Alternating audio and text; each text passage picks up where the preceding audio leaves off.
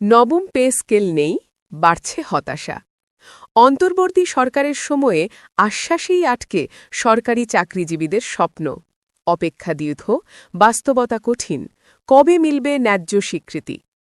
আসসালামু আলাইকুম। আপনি যদি একজন সরকারি চাকরিজীবী হয়ে থাকেন, নবম পে স্কেলের আপডেট সবার আগে পেতে আমার চ্যানেলটি সাবস্ক্রাইব করে দেন এবং আমার ভিডিওতে লাইক করে দেন। ধন্যবাদ। অন্তর্বর্তী সরকারের সময়ে নবম জাতীয় পে স্কেল বাস্তবায়ন না হওয়ায় সরকারি চাকরিজীবীদের মধ্যে যে হতাশা তৈরি হয়েছে সেটি শুধু বেতন ভাতার প্রশ্ন নয়। এটি আজ একটি গভীর মানসিক চাপ, দীর্ঘদিনের অবমূল্যায়নের অনুভূতি এবং রাষ্ট্রের প্রতি আস্থার সংকটের প্রতীক হয়ে দাঁড়িয়েছে। একজন সরকারি কর্মচারী যখন সকালবেলায় অফিসে ঢোকেন, তখন তার মাথায় শুধু নিজের ব্যক্তিগত জীবন নয়, পরিবার, সন্তানদের ভবিষ্যৎ, বাজারের দ্রব্যমূল্য, বাসা ভাড়া, চিকিৎসা খরচ সবকিছু একসাথে ঘুরতে থাকে। এই বাস্তবতায় নবম পে স্কেল বাস্তবায়ন না হওয়ার বিষয়টি তাদের কাছে আর কোনো কাগজে প্রক্রিয়া নয়, এটি সরাসরি জীবনযাত্রার সঙ্গে যুক্ত।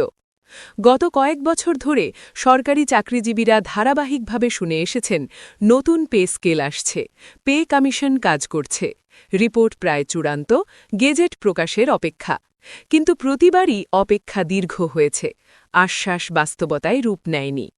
অন্তর্বর্তী সরকারের সময় যখন দায়িত্ব নেওয়া হল, তখন অনেকেই আশা করেছিলেন রাজনৈতিক চাপমুক্ত এই সরকার হয়তো অন্তত একটি কাঠামোগত সিদ্ধান্ত নিয়ে যাবে। কিন্তু বাস্তবে দেখা গেল সেই প্রত্যাশাও পূরণ হয়নি। একজন সরকারি চাকরিজীবী যখন নিজের সহকর্মীর সঙ্গে কথা বলেন, তখন আলোচনার কেন্দ্রবিন্দু হয় একটাই: নবম পে স্কেল।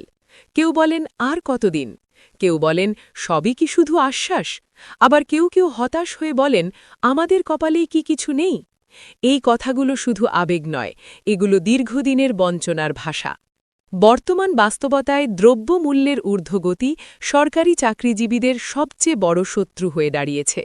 যে বেতন দিয়ে ৫ বছর আগে স্বাভাবিক জীবন চলত, সেই একই বেতনে আজ মাসের মাঝামাঝিতেই হিসাব মেলাতে কষ্ট হয়। অথচ সরকারি চাকরিজীবীদের বেতন কাঠামো পরিবর্তন হয় বহু বছর পর পর। এই ব্যবধান যত বাড়ছে, হতাশাও তত গভীর হচ্ছে। নবম পে স্কেল শুধু বেতন বাড়ানোর নাম নয়, এটি একটি রাষ্ট্রীয় স্বীকৃতি। রাষ্ট্র তার কর্মচারীদের শ্রম, দায়িত্ব ও ত্যাগকে কিভাবে মূল্যায়ন করছে তার প্রকাশ। একজন মাঠ পর্যায়ের কর্মচারী, একজন শিক্ষক, একজন স্বাস্থ্যকর্মী কিংবা একজন প্রশাসনিক অধিকর্তা সবাই এই পে স্কেলের সঙ্গে নিজেদের সম্মানবোধকে যুক্ত করেন। যখন সেটি বাস্তবায়িত হয় না, তখন মনে হয় রাষ্ট্র যেন তাদের অবদানকে গুরুত্ব দিচ্ছে না।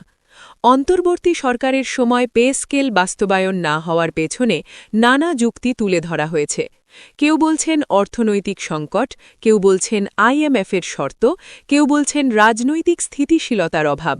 কিন্তু সাধারণ কর্মচারীর কাছে এসব যুক্তি অনেক সময় গ্রহণযোগ্য মনে হয় না, কারণ তারা প্রশ্ন করেন, সংকট তো আমাদের জীবনেও আছে, তাহলে আমাদের জন্য কেন কোনো সমাধান নেই? এখানে আরেকটি বিষয় গুরুত্বপূর্ণ। অন্তর্বর্তী সরকার মূলত একটি সেতু বন্ধন, একটি সময় পার করার প্রশাসনিক ব্যবস্থা। কিন্তু এই সময় পার করার মধ্যেও কিছু সিদ্ধান্ত ভবিষ্যতের জন্য দিক নির্দেশনা হয়ে থাকে। নবম পে স্কেল বাস্তবায়ন না হওয়ায় অনেক সরকারি চাকরিজীবী মনে করছেন তাদের বিষয়টি আবারও ভবিষ্যতের ঘাড়ে চাপিয়ে দেওয়া হল।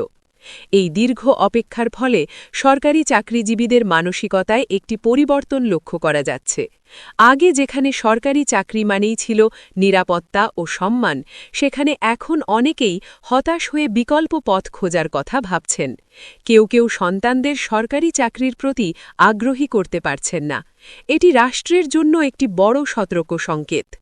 সরকারি চাকরিজীবীরা সাধারণত আন্দোলনপ্রবণ নন, তারা নিয়মের মধ্যে থাকতে অভ্যস্ত, শৃঙ্খলাকে গুরুত্ব দেন।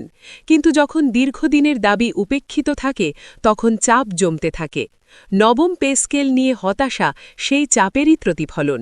এটি আজ শুধু কথোপকথনের মধ্যে সীমাবদ্ধ নয়, এটি সামাজিক যোগাযোগ মাধ্যম, চায়ের টেবিল, অফিস করিডোর সব জায়গায় আলোচনার বিষয়।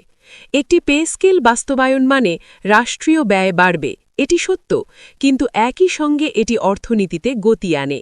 সরকারি চাকরিজীবীদের ক্রয় ক্ষমতা বাড়লে বাজারে অর্থপ্রবাহ বাড়ে, যা সামগ্রিক অর্থনীতির জন্য ইতিবাচক। এই দৃষ্টিভঙ্গি থেকে দেখলে নবম পে স্কেলকে শুধু খরচ হিসেবে না দেখে বিনিয়োগ হিসেবেও দেখা যায়। অনেকে প্রশ্ন করেন, অন্তর্বর্তী সরকার যদি সিদ্ধান্ত নিত তাহলে কি পরবর্তী সরকার সেটি বাতিল করত? বাস্তবতা হল, একবার গেজেট প্রকাশ হলে সেটি বাতিল করা সহজ নয়। এই প্রশ্নগুলোই সরকারি চাকরিজীবীদের হতাশা